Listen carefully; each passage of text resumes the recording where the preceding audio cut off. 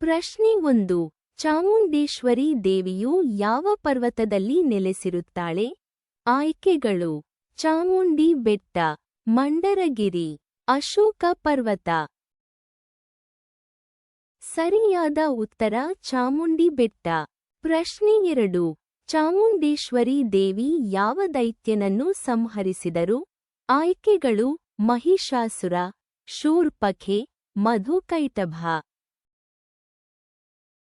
ಸರಿಯಾದ ಉತ್ತರ ಮಹಿಷಾಸುರ.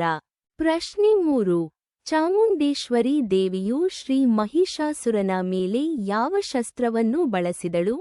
ಆಯ್ಕೆಗಳು: ಗದೆಯು, ತ್ರಿಶೂಲ, ಧನುಸ್ಸು. ಸರಿಯಾದ ಉತ್ತರ ತ್ರಿಶೂಲ. ಪ್ರಶ್ನೆ 4. ಚಾಮುಂಡೇಶ್ವರಿ ದೇವಿಯು ಯಾವ ದೇವತೆಯ ಅವತಾರವಾಗಿದೆ? ಆಯ್ಕೆಗಳು: ಪಾರ್ವತಿ, ಕಾಳಿ, ಲಕ್ಷ್ಮಿ.